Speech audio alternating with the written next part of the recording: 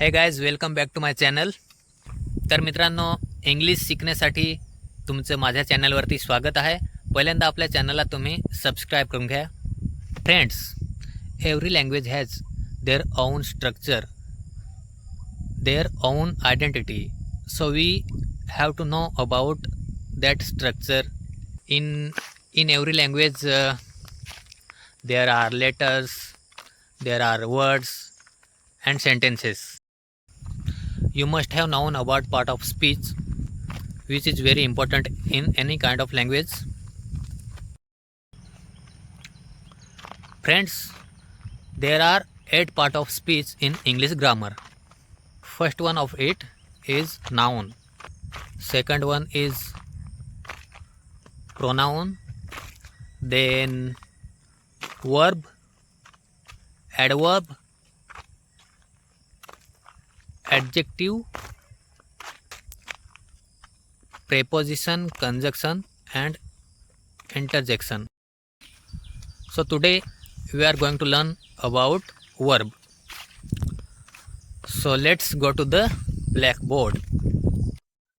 मित्रांनो, कोणतीही भाषा ही लेटर्स, अक्षरे, शब्द, वर्ड्स आणि सेंटेन्सेस म्हणजे वाक्य अशा पद्धतीने बनलेली असते, बरोबर. लेटर्स म्हणजे एबीसीडी, आपल्या मराठीमध्ये अ आ क ख ग,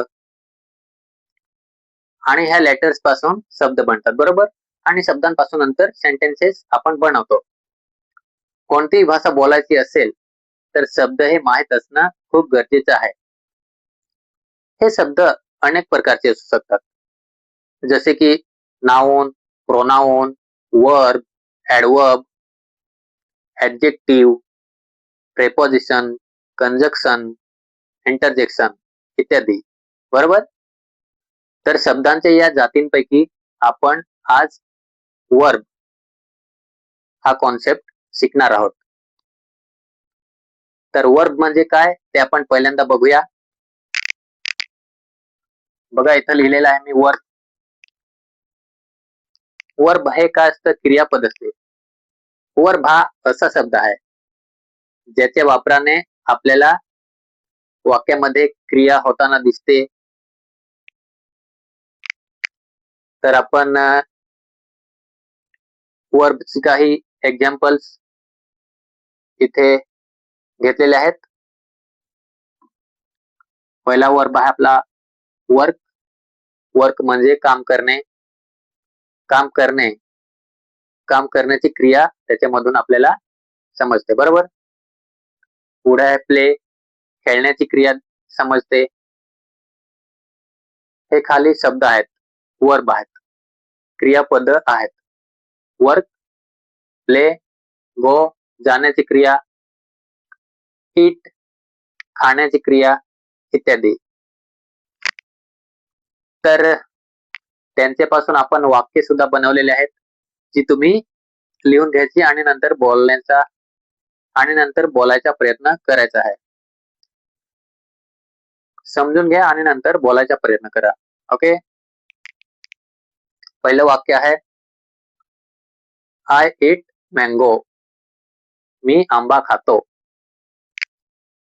तर याच्यामध्ये ईट हे क्रियापद आहे, वर्ब आहे. मी आंबा खातो याच्यामध्ये आय ईट मँगो, ईट हे क्रियापद आहे. ईट यामुळे आपल्याला खाण्याची क्रिया समजते वाक्यामध्ये, बरोबर. तर अशा पद्धतीने. त्याच्यानंतर खाली दुसरं वाक्य आहे ही प्लेज क्रिकेट. तो क्रिकेट खेळतो. तिसरं आहे रमेश इट्स मँगोज. रमेश आंबे खातो. चौथं वाक्य आहे आय वर्क एव्हरी डे. मी दररोज काम करतो.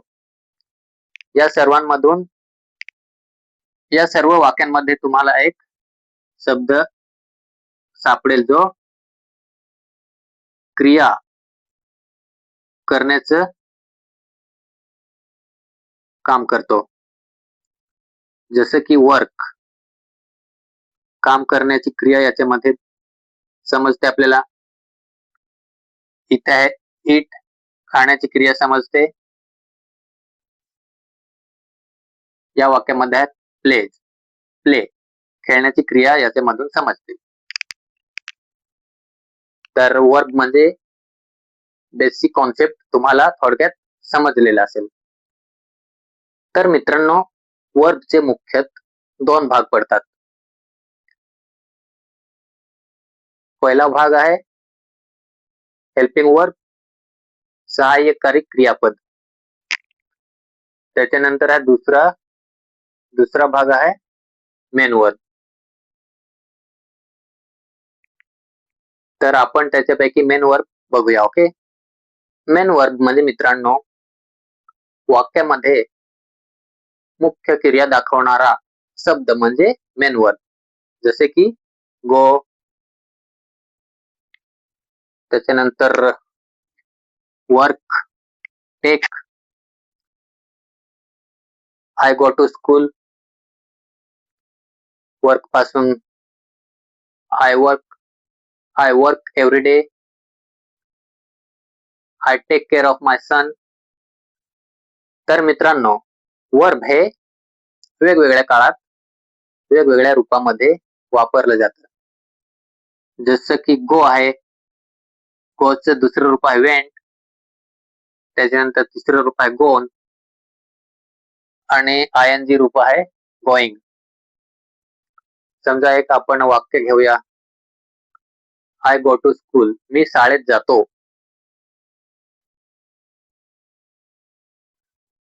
आणि जर मी शाळेत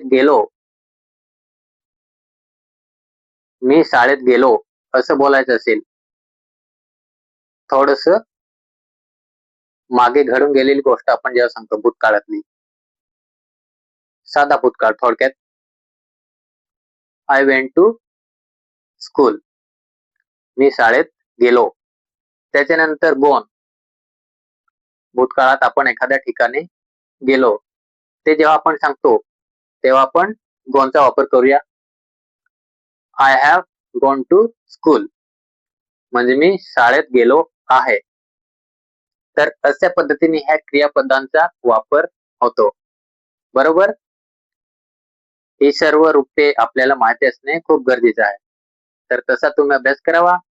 पुढच्या व्हिडिओमध्ये आपण वर्बचा दुसरा भाग बघूया, जो हेल्पिंग वर्ब म्हणून ओळखला जातो. ज्याच्यामध्ये हेल्पिंग वर्ब सहाय्यकारी क्रियापद येतात. ती क्रियापदे आपण बघूया. तोपर्यंत व्हिडिओला लाईक करा, जास्तीत जास्त मित्रांना शेअर करा, आपल्या चॅनलला सबस्क्राईब करून घ्या. लवकरच भेटूया. Thank you for watching.